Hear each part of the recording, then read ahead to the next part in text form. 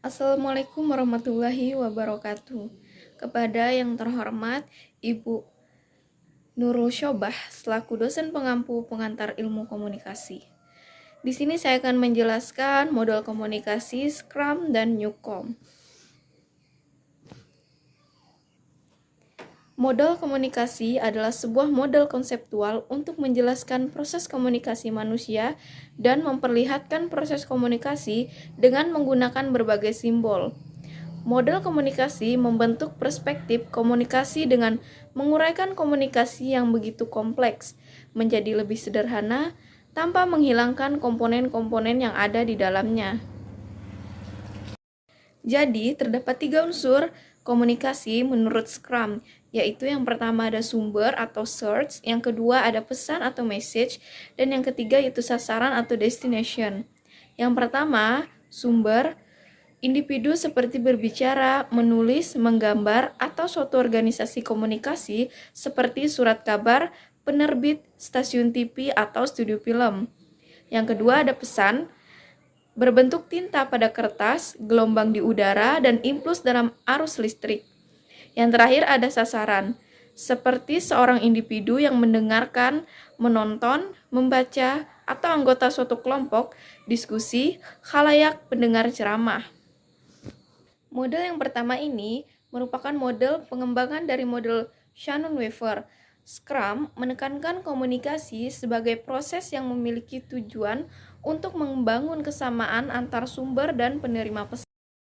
Model yang kedua, dalam model ini bahwa pengirim pesan mengirimkan informasi kepada penerima pesan kemudian menafsirkan pesan berdasarkan pengetahuan, pengalaman, dan umpan balik yang diberikan kepada pengirim pesan.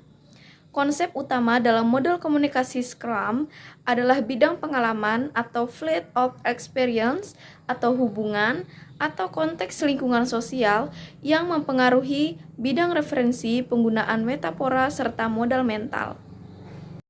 Kemudian model yang ketiga, dalam model komunikasi relasional yang dirumuskan pada tahun 1973, Scrum menekankan pada efek komunikasi terhadap penerima pesan. Scrum menggunakan komponen efek dan analisis efek dari model komunikasi Berlow tahun 1960.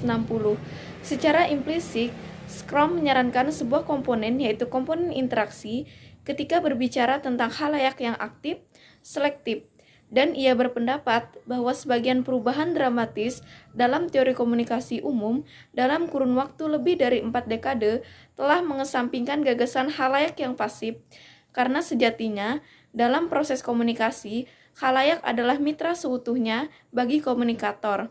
Atau seperti ditunjukkan pada model ini, jelas bahwa setiap orang dalam proses komunikasi dapat sekaligus sebagai encoder dan decoder, yang secara konstan menyandi balik tanda-tanda di sekitar kita. Kemudian masuk kepada asumsi dan contoh. Asumsi menurut Scrum, setiap orang dalam proses komunikasi merupakan encoder dan decoder. Contohnya, saat Anda mendengar teriakan api, Anda akan mungkin segera berteriak tolong. Apa yang akan Anda sandi bergantung pada pilihan Anda atas berbagai respon yang tersedia dalam situasi tersebut dan berhubungan dengan makna tadi. Kelebihan dan kekurangan model komunikasi Scrum. Kelebihannya, komunikasi sirkuler yang memberikan kesempatan bagi kedua belah pihak untuk memberikan pendapat mereka. Selain itu, pengirim dan penerima pesan saling bertukar pesan dalam tingkatan yang sama aktifnya. Kemudian, kekurangan model komunikasi Scrum yaitu tidak dapat digunakan dalam berbagai tingkatan komunikasi dan proses komunikasi yang kompleks. Selain itu, pesan yang dikirimkan mungkin saja ditafsirkan secara berbeda. Kemudian masuk kepada materi yang kedua, yaitu model komunikasi Newcomb. Model komunikasi Newcomb diperkenalkan oleh Theodore M. Newcomb dari University of Michigan pada tahun 1953. Dia memberi pendekatan yang berbeda untuk proses komunikasi. Tujuan utama dari teori ini adalah untuk memperkenalkan peran komunikasi. Model komunikasi dari segi fisiologi sosial yang berusaha memahami komunikasi sebagai cara-cara di mana semua orang dapat menjaga keseimbangan hubungan mereka. Ini adalah suatu model tindakan komunikatif dua orang yang disengaja atau intensional. Selanjutnya masuk kepada model komunikasi Newcomb. Model komunikasi Newcomb ini bekerja dalam format segitiga atau sistem ABX. A yaitu sender, B yaitu receiver, dan X yaitu matter of concern. Simetri dimungkinkan karena seseorang atau A yang siap memperhitungkan perilaku seorang lainnya atau B. Simetri juga mengesahkan orientasi seorang terhadap X. Ini merupakan cara lain untuk mengatakan bahwa kita memperoleh dukungan sosial dan fisiologis bagi orientasi yang kita lakukan. Jika B yang kita hargai menilai X dengan cara yang sama seperti kita cenderung lebih meyakini orientasi kita. Maka kita pun berkomunikasi dengan orang-orang yang kita hargai mengenai suatu objek yang penting bagi kita. Untuk mencapai atau menggunakan istilah Newcomb simetri, asimetri merupakan bagian dari model Newcomb ketika orang setuju untuk tidak setuju. Selanjutnya masuk kepada kelebihan dan kekurangan model komunikasi Newcomb. Kelebihan model komunikasi Newcomb yaitu memungkinkan orang-orang mengorientasikan diri terhadap lingkungan mereka.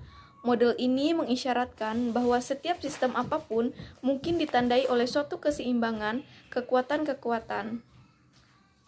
Kekurangan model komunikasi Newcomb yaitu dalam konteks ini ketegangan mungkin muncul karena dalam model ini dituntut untuk mencari keseimbangan dengan cara mengubah suatu sikap terhadap satu pihak kepada pihak lainnya.